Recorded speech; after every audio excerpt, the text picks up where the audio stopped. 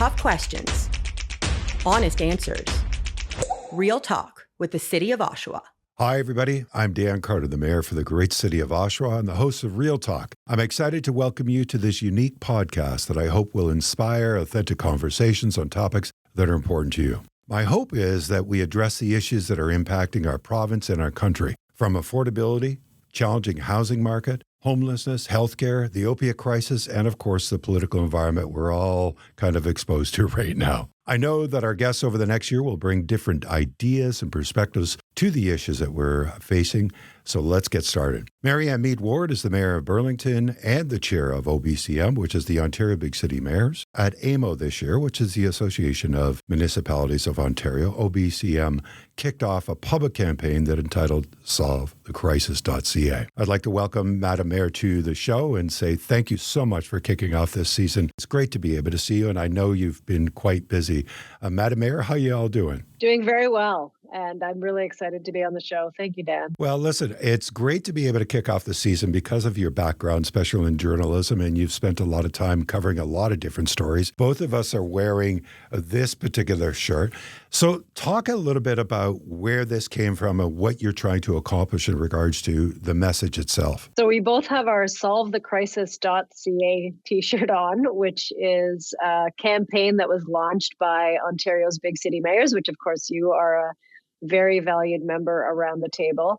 And for folks who may not know what OBCM is, it's the 29 mayors of the largest cities in Ontario.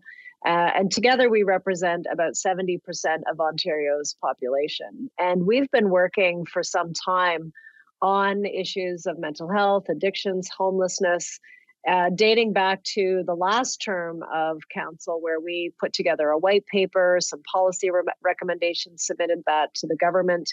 We had a meeting with Health Minister Sylvia Jones, and at that time, the issue of encampments was just starting to grow and become much more prevalent really throughout the whole province.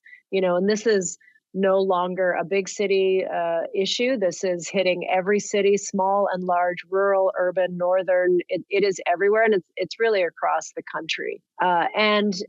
People. It's brought together. Perhaps an unlikely group of folks. We had the Hamilton Chamber of Commerce, or the head of the chair of the Ontario Chamber of Commerce, with us at the meeting with the health minister, because they're concerned about the impact on businesses when encampments form in downtowns, as they often do, all the way over to healthcare providers, mental health workers, and many more. So it's united a group of people to say action needs to be taken.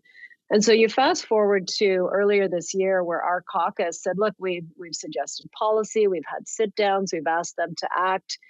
This is something that really municipalities do not have the resources, the jurisdiction, the authority to address, certainly not on our own. And yet it's in our streets. We can't turn a blind eye. We're not going to turn a blind eye. And this is really a humanitarian crisis that's unfolding in our streets. So we launched an awareness campaign, a video, the website, where we asked the public to join with us, add your voices. And I just got the numbers recently from our team. There's been over 15,000 letters written to the government in support of taking action. So, that brings us up to today. We can talk about some of the specific requests that we have, but it has it actually has inspired far more interest than I think we could have ever predicted as the mayors when we started this.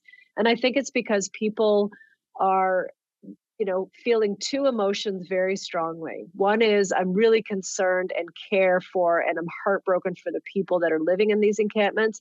Also, I'm very scared. There is criminal activity. I can't use my downtown or my parks. We've had, there's been, horrible 2 homicides recently in an encampment in Kingston. So people are saying, do something. This is something municipalities can't solve on their own. Just out of curiosity, do you believe we're at this kind of tipping point right now? I think since March of 2020, I think everybody understood that changed dramatically in regards to the unsheltered population, those that were suffering with mental illness and addiction. I'm still trying to understand what was so pivotal that changed at that particular time. But do you believe we're at a tipping point now where the public is also saying at the same time, we need to do something different. What we've been doing isn't having the outcomes that we wish. And I think the public is at that point. Do you agree with that statement? Absolutely. I think the time is now for this conversation. And I really think that the Solve the Crisis campaign and the response that we've seen, the overwhelming response that we've seen, is because people have just been feeling helpless, scared, powerless. I mean, some people have family members who have slid into homelessness, who are living in some of these encampments. Some of the stories that have been shared with us in these letters are heartbreaking. And so this is so widespread now that it really touches everybody. We all are impacted in different ways by this. And so, that's how I explain why this has been, this has really captured the attention of people. What happened? Do you have any idea what happened? I mean, we know the OxyContin situation that started in the 1990s. And by the way, there's Dope Sick. That's a great program you can see on Netflix. And it's a 6-part series that really is a docudrama, but really talks about what happened. And we could see this Western wave that started from West Virginia and then up into, of course, into the rest of the part of the United States and then into British Columbia. And now this Western wave coming across Canada. What happened? What was it? Was it just OxyContin? Was it economics? Was it a housing crisis? What do you think really got us to where we are today?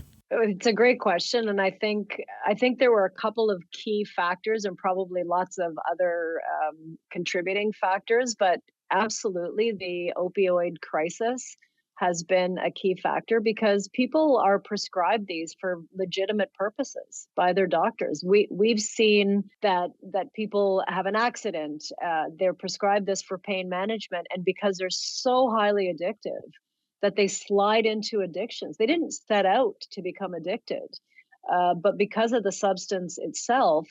And then if they run out of their prescription, their legitimate prescription, they're now using dealers on the street, and that's mixed with substances that has caused brain damage. So there are so many stories of people who used it appropriately at first until the actual substance took over. I think COVID was another very significant contributing factor. We saw a decline of mental health really across the board, the impacts of isolation, of the lockdown. And I'm not criticizing those health measures, but now we are dealing with really a secondary, a more prolonged pandemic, which is a mental health crisis. So that's a serious issue, and people haven't recovered. Many people haven't recovered financially. Yeah, and it's amazing when you talk about those that have been prescribed legally to be able to deal with pain. 30% of those that are suffering with addiction rate at this particular time because of that come from the construction industry.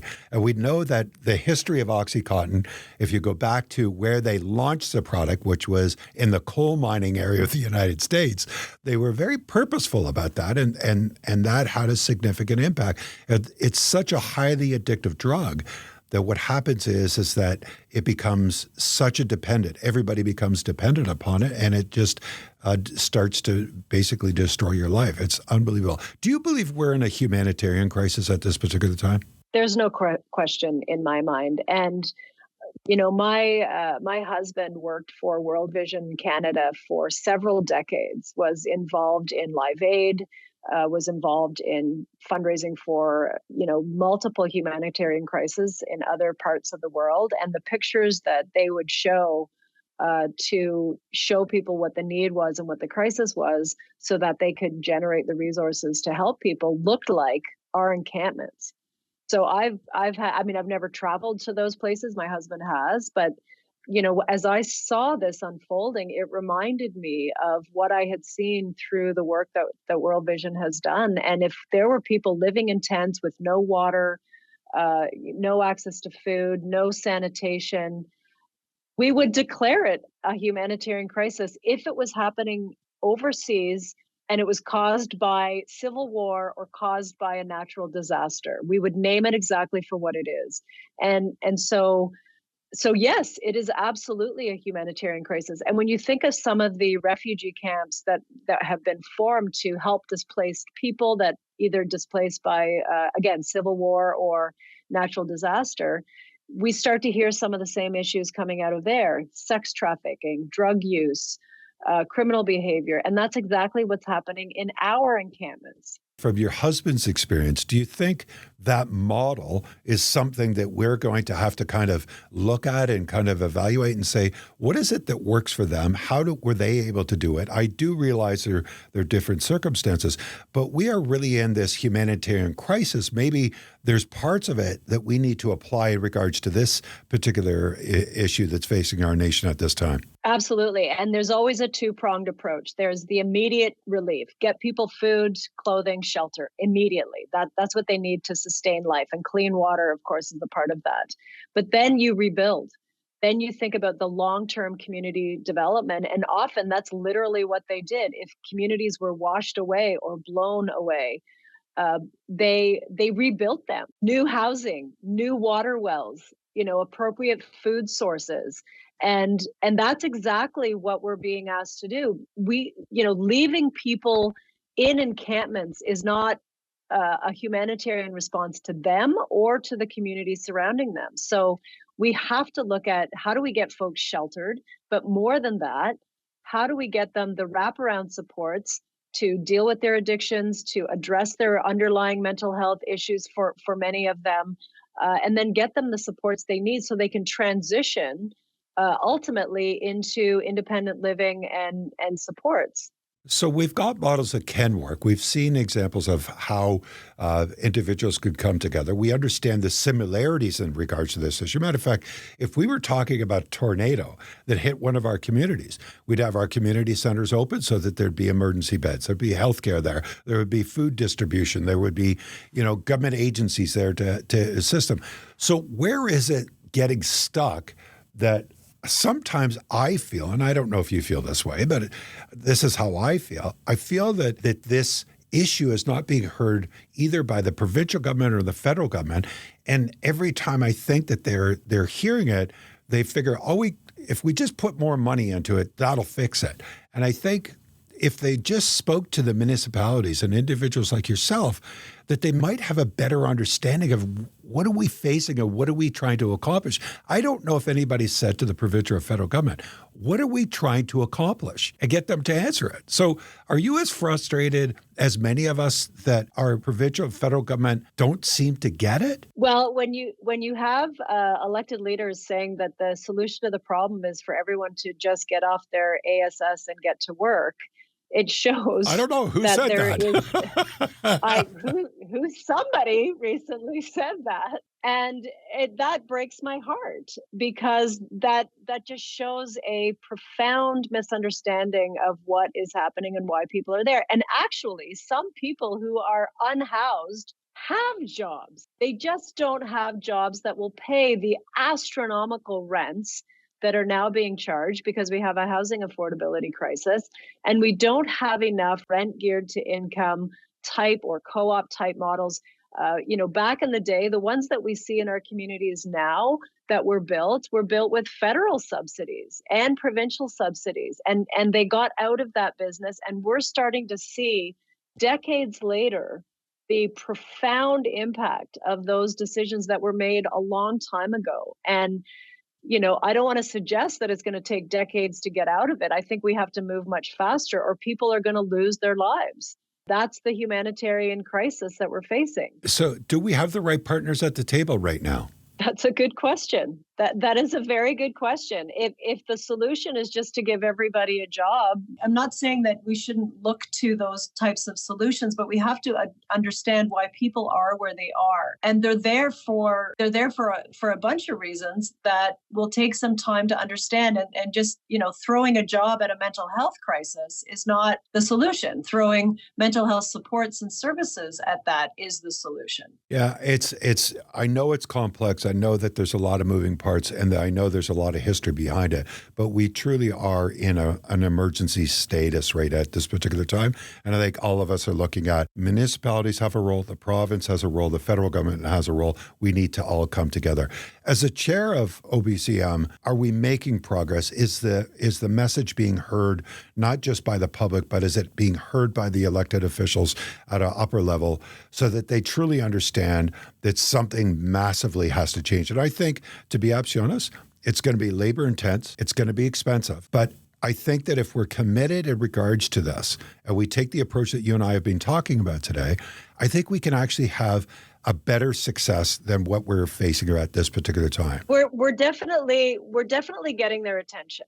There's no, at both levels. And I think with the recent funding announcement that we heard from the provincial government around the heart hubs, the recent announcement from the federal government of $250 million to be matched by the provincial government, it shows that we're getting their attention, but these are drops in the bucket. The heart hubs will address the issue for 350 some odd beds that are needed, and there's tens of thousands of people who need a bed.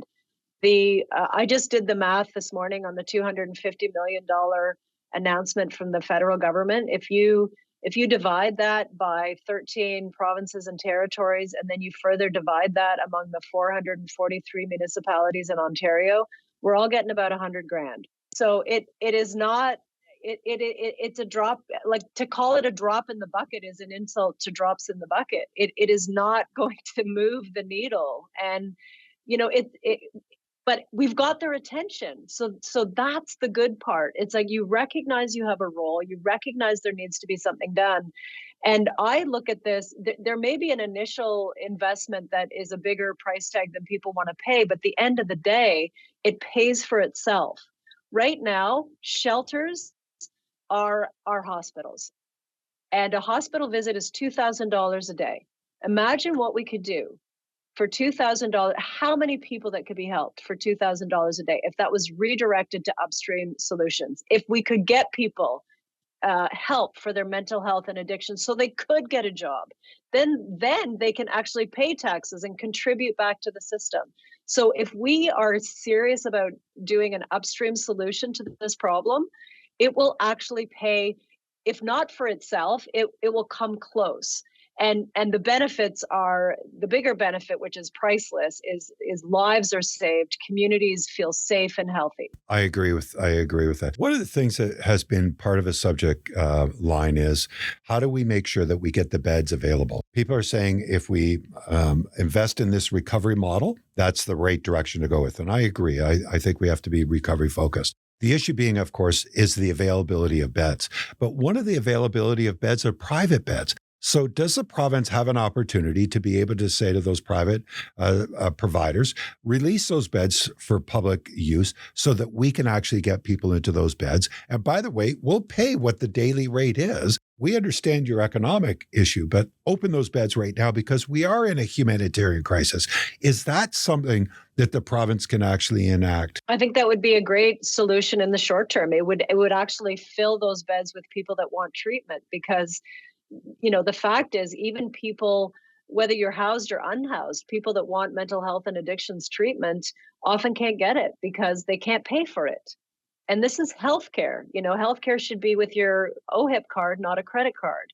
And yet the services are not there. And so we're seeing those impacts very dramatically by people living on the streets. I want to just turn back a little bit and just say that, because of your background and because of your journey through journalism and the people that you've represented, you have a very socially conscious awareness that you're very committed to, and you've written about it, and people are well aware of your work prior to becoming an elected official. When you reflect upon this particular issue as an elected official and you look at your own moral compass, is this a difficult period of time for you? It's difficult just because of the magnitude of the issue, but I'm very hopeful. And it's actually, I feel it an incredible privilege to be a mayor at this time. The reason I went into journalism is the same reason I went into politics, which is to do some good, to help people. And, that's been shaped by, growing up in a religious community, by reading some of the stories about helping those people who are less fortunate. These are all values that have stayed with me through adulthood and really propel me forward. And that, I have felt, since you asked about me personally, I've felt an obligation to use whatever abilities I have in the service of others, in the service of making our world, our community, our cities a better place for people, and not judging people because they are struggling, but helping them. Which is why I get a little fired up when the response is to judge people and leave them in their pain. That's not what we should be doing. And yes, there's personal accountability. There's no question. And we do have to invite people to take charge of their own lives. But to even get them that far, we have to help them address, a drowning person isn't going to, be filling out a resume. We got to get them to the shore first. So that I do feel very honored to be part of this conversation. And, the bigger the challenge, the bigger the opportunity to serve. And you're very hopeful in regards to us actually resolving or creating new pathways forward. I'm a hopeful person by nature and by choice. I choose optimism because I don't think there's any other way to move forward. But when I see the attention from interesting places that I didn't expect that this campaign has gotten, but all the partners who I've discovered who have been working in this space for so long and not gotten, not advanced as much as they would have liked to. And then we find each other. So I've had an opportunity to meet so many people who honestly have been toiling at this a lot longer than I have, for sure. And to say, let's join hands and work together, because I've always believed that we are the strongest when we all speak together and work, rowing in the same direction. And that's what we're seeing now. It's really like a tidal wave that has lit a spark that has captured people's attention and their willingness to keep at it and to keep trying. It's kind of breathed new life into so many people that have been working under horrible odds and terrible circumstances, and I'm just surprised they're all still there. I'm amazed also. Yeah. They're just, I don't know how they do it day in and day out. I mean, it's incredible to be able to see what they're able to do and continue to come back and continue to serve. And in some circumstances, time after time, not have the results that they're truly committed to and what they want to accomplish. It takes a special kind of individual to be able to do that work on a daily basis. With the political environment that we're about to enter into 2025, which means both a provincial and a federal election that many people are speculating out. Where's the opportunity not only for elected officials, but also for the public to be able to have these conversations with those that are going to be knocking on their door to seek office? What do we need to be able to make sure that they clearly understand that it's not a nod and a wink and saying, yeah, we get it? What do we need to do to say to people like, be informed, be educated, be committed in regards to what you're going to do for your committee? What role are we going to play as a public as we enter into 2025? The best thing people can do is to be informed about the issues. And when those candidates do knock on their door or host a town hall or participate in a debate, that they can ask those questions. And, as elected officials in Burlington and at Halton Region, we always put together an election package of our specific municipal related asks. I know this will be one of them that we talk to all the candidates about. We don't endorse a party or a candidate, but we ask all of them. And, but the public, the voters are the ones that hold the power. If enough of them make enough noise, this will get the government's attention and they will start to take action. We've seen that time and time again because, in a democracy, numbers equal power. The more voters are saying the same thing. And with 15,000 letters already across the province, that's significant. That is significant. And, we have low voter turnout. I think people are disillusioned by government. I think There's a lot of reasons why people think government is part of the problem rather than a solution. And I understand why people feel that disillusionment, but I still believe that government is and can be part of the solution. And I think that we haven't always been at any level. We've actually made the problem worse in some cases. So, it's calling us back as elected officials to what prompted us to get involved, which is making the world a better place. Let's do it. We can do it.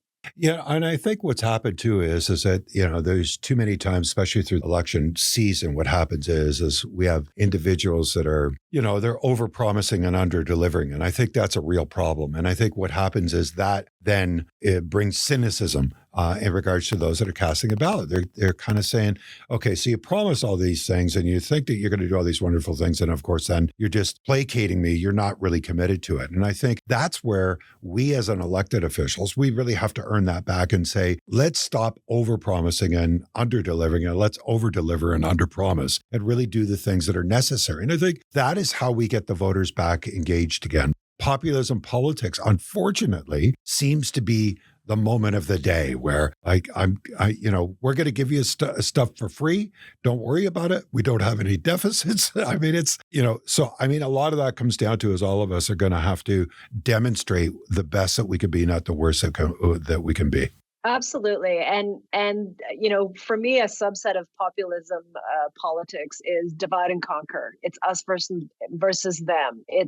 And when you light that spark, communities divide, they don't come together. And then governments, and I'm not excusing this, say, well, I can't please anybody, therefore I'll do nothing, or I'll do what I can please my base on. And we're seeing that with encampments. We're seeing people say, well, it's your own fault. That's a divide and conquer.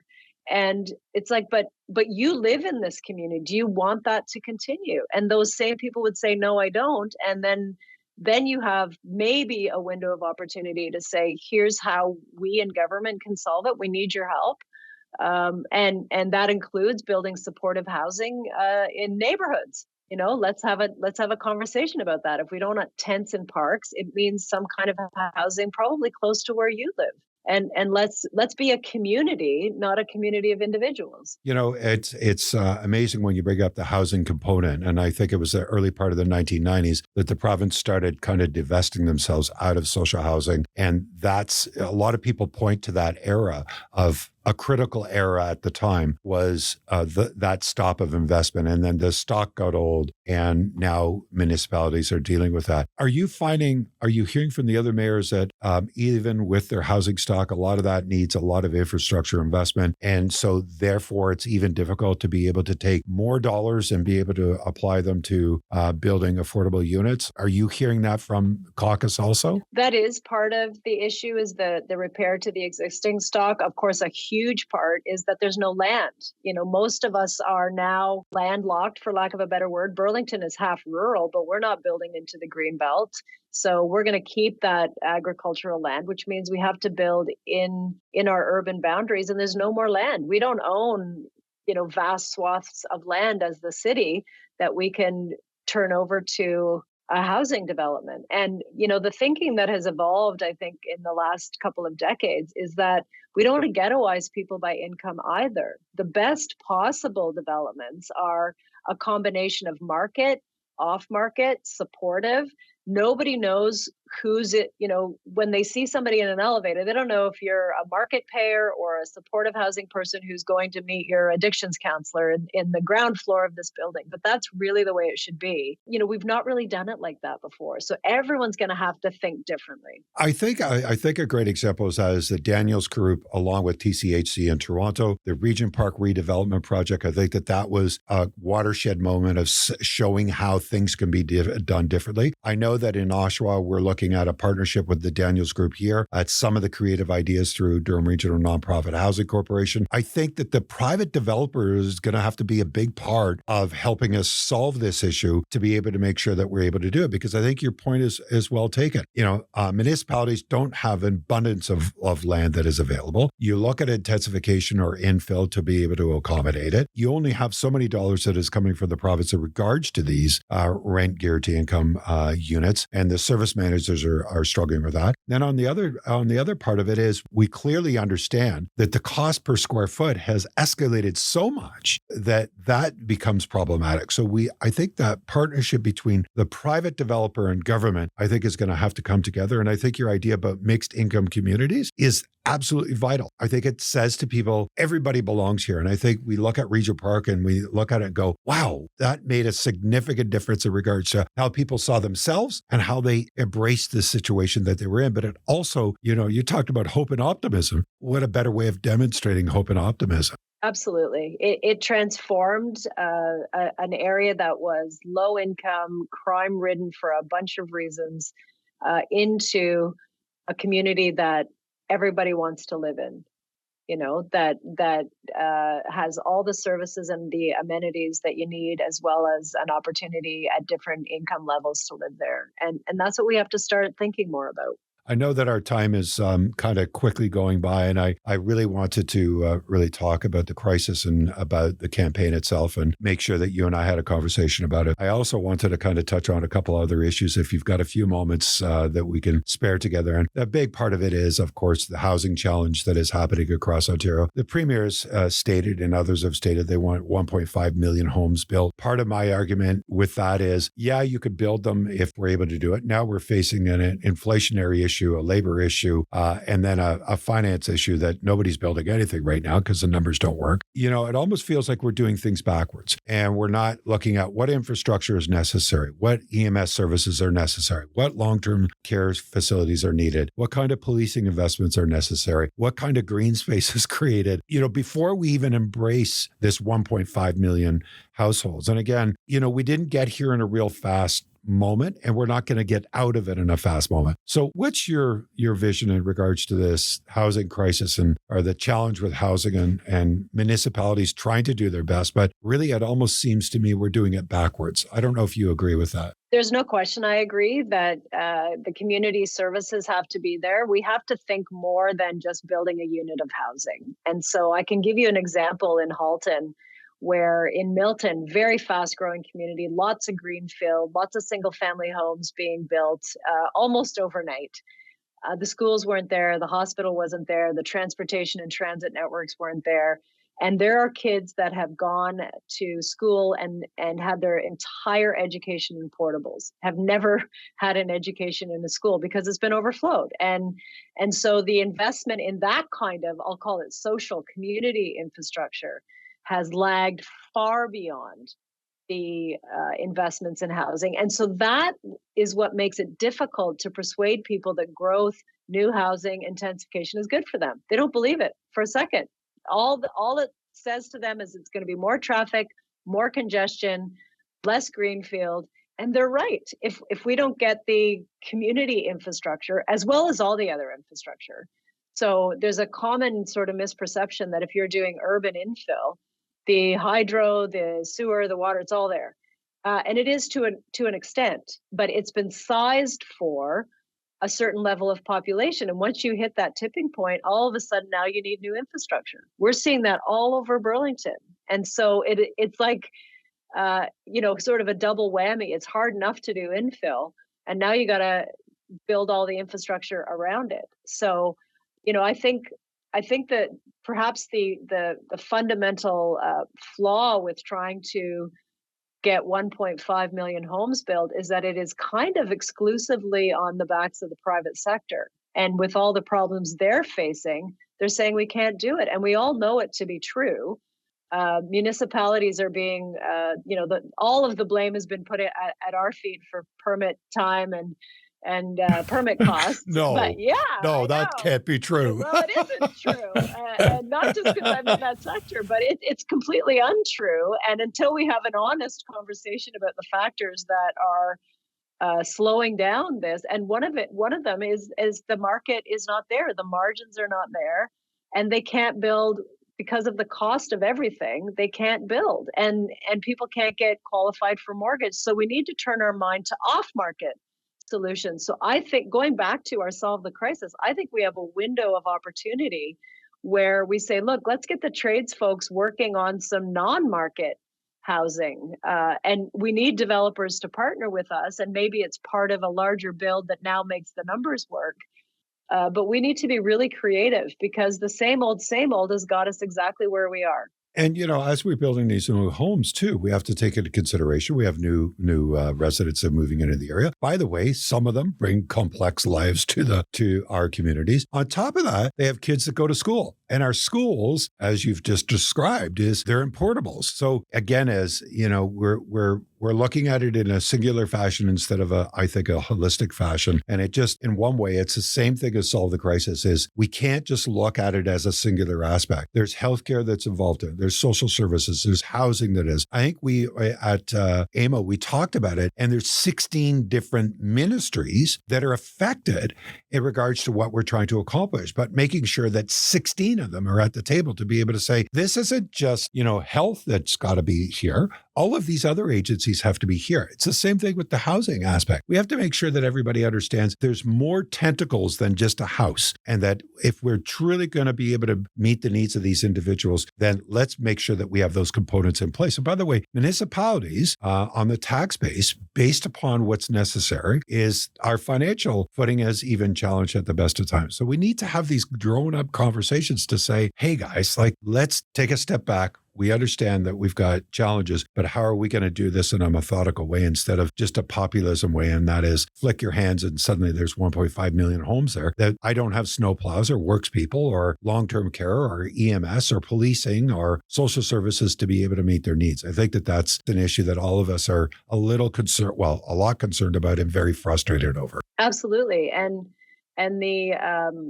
the fact that there is no one ministry that owns solving this problem means that it's not going to get solved. It falls through the cracks. That's why we got people like you as chair of OBCM to be able to hold those guys accountable. So let me ask you something, just as we wrap up here. You're loving your job as the mayor? Absolutely love it.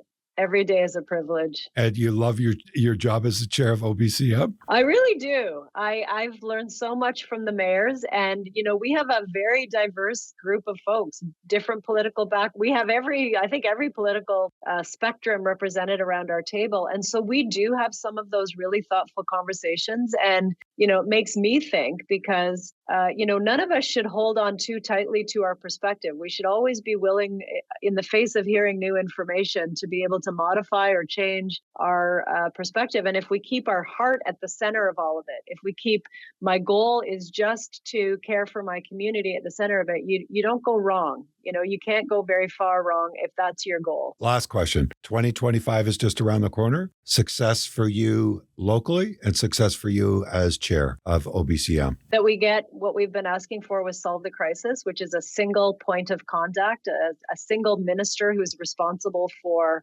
all of this, who can pull together everyone else and make it happen, an action table on this, and appropriate resources. And that really means no more encampments. That people are housed.